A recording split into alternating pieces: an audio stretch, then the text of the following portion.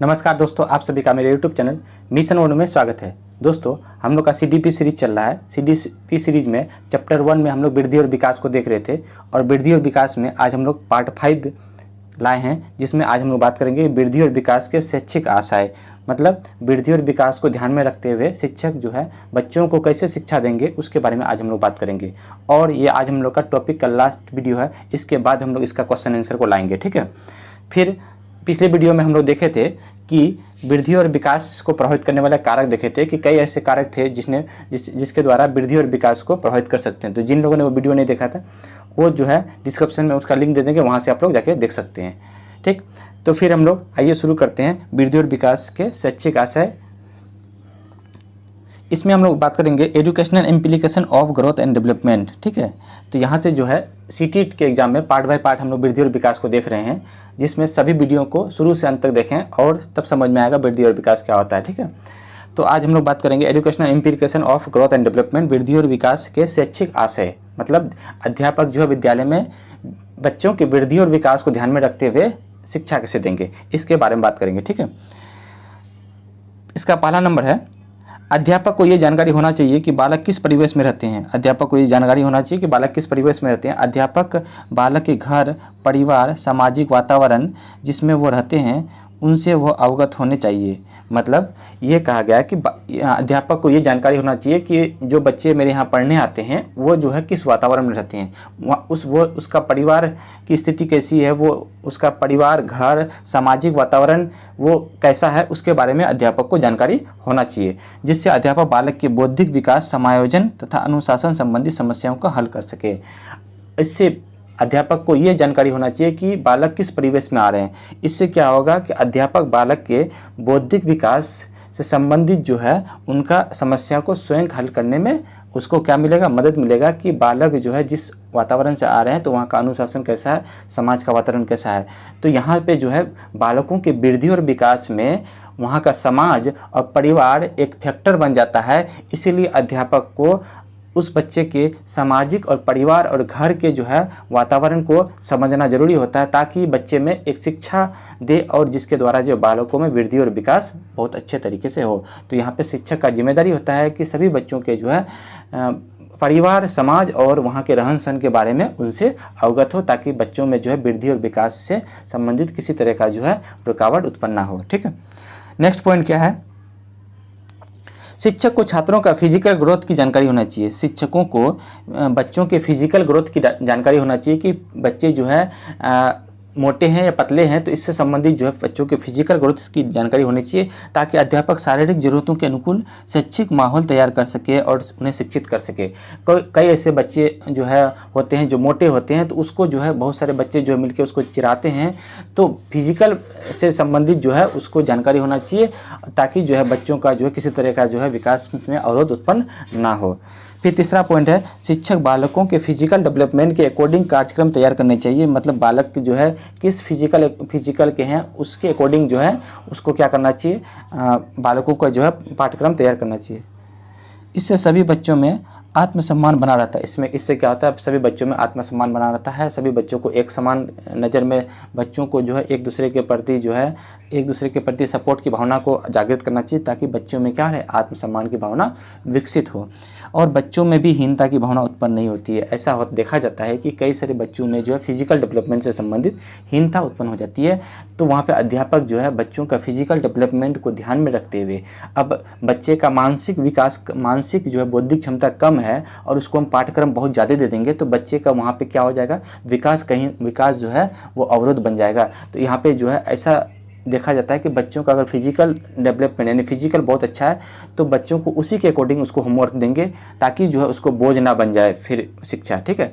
तो यहाँ पे जो है ऐसा हो गया कि अगर बच्चे का फिजिकल उतना अच्छा नहीं है, तो अगर हम उसको पाठ्यक्रम बहुत ज़्यादा दे देते हैं तो बच्चे को फिर पढ़ने में मन नहीं लगेगा और बच्चे फिर जो है शिक्षा को ग्रहण करने नहीं पाएंगे। कहीं ना कहीं वो फिर विकास से जो है अवगत हो जाएंगे। तो यहाँ पे जो विकास से जो है वो फिर क्या हो जाएंगे, दूर हो जाएंगे। तो यहाँ पे जो है फिर उसका फिर क्या हो जाएगा कि अन्य सहपाठियों के प्रति उनका आत्मसम्मान जो है घटने लगेगा और बच्चों में हीन भावना उत्पन्न हो जाती है। तो यहाँ पे अध्यापक को चाहिए कि बच्चों का शारीरिक विकास को ध्यान में रखते हुए जो है बच्चों को पाठ्यक्रम तैयार करे। नेक्स्ट पॉइंट है चौथा नंबर में, शिक्षकों को विद्यालय में शिल्पकारी यानी क्राफ्ट जो है जैसे कार्यक्रमों को बढ़ावा देना चाहिए।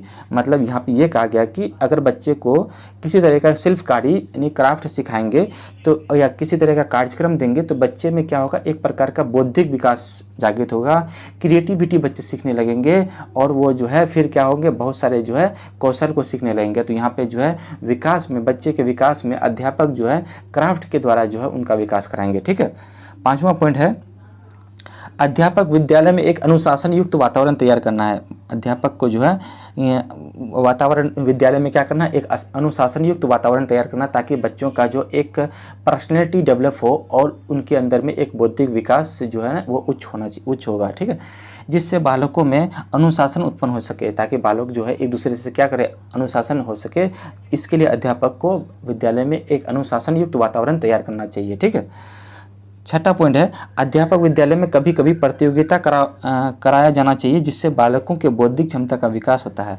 अध्यापक को ये भी चाहिए कि वो विद्यालय में प्रतियोगिता कंपटीशन कराए ताकि बालक जो है एक दूसरे से जो है कंपटीशन के द्वारा बच्चे में जो है एक क्या होता है कि उन्नति का विकास होता है वहाँ पे। ठीक है, तो बालकों में जो है बौद्धिक क्षमता का विकास होता है ताकि बालक जो है उसमें क्या होना चाहिए, बौद्धिक क्षमता का विकास होगा। प्रतियोगिता में बच्चे जो है फिर पढ़ेंगे, उसके द्वारा बच्चे का जो है एक अच्छे विकास की ओर आगे बढ़ेंगे। ठीक है।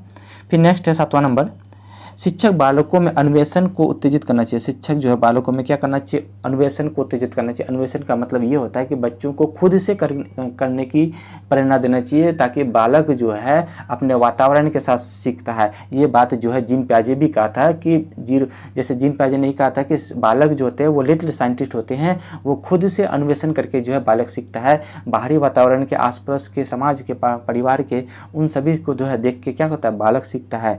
तो यहाँ पे जो है शिक्षक को चाहिए कि बालकों को खुद से अन्वेषण करना चाहिए, उस पर किसी तरह का जो है दबाव नहीं देना चाहिए, जिससे बहुआयामी यानी मल्टी डायमेंशन होता है। मल्टी डायमेंशन का मतलब बालकों में सामाजिक, मानसिक, फिजिकल है ना, संवेगात्मक है ना, क्रिएटिविटी, इस तरह का जो है विकास उसमें डेवलप होगा। तो बालकों को जो है खुद से अन्वेषण करना चाहिए, यानी कि खुद से जो है एक्सप्लोरेशन करने की उत्तेजना देना चाहिए। ठीक है। नेक्स्ट 8वां नंबर में, प्राथमिक स्कूल के बच्चों में परिश्रम के भाव को विकसित करना चाहिए।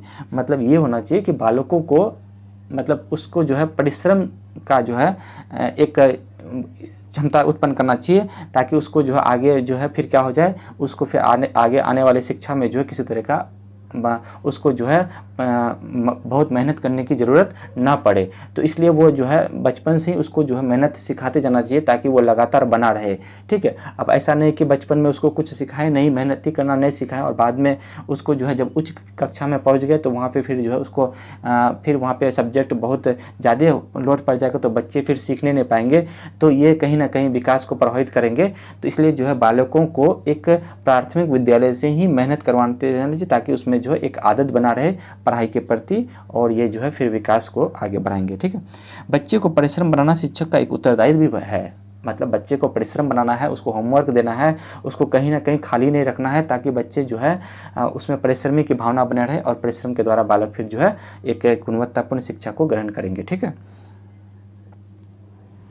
और 9 नंबर में है, अध्यापक को पाठ्यक्रम तैयार करते समय बच्चों की आवश्यकता, प्रेरणा, ठीक है, मोटिवेशन, अभिरुचि, इंटरेस्ट पर विशेष ध्यान देना चाहिए। मतलब अध्यापक को ये भी चाहिए कि हम पाठ्यक्रम तैयार कर रहे हैं तो बच्चे जो है उस पाठ्यक्रम में कितने रुचि ले रहे हैं, बच्चे उस पाठ्यक्रम को कितने समझ रहे हैं, बच्चे का जो है उस पाठ्यक्रम के प्रति क्या रुचि है, क्या उसका मोटिवेट है, उसके प्रति जो है उसको जो है हम लोग को जो है ध्यान में रखते हुए भी जो है पाठ्यक्रम तैयार करना चाहिए ताकि बच्चे का विकास में किसी तरह का जो है अवरोध उत्पन्न ना हो।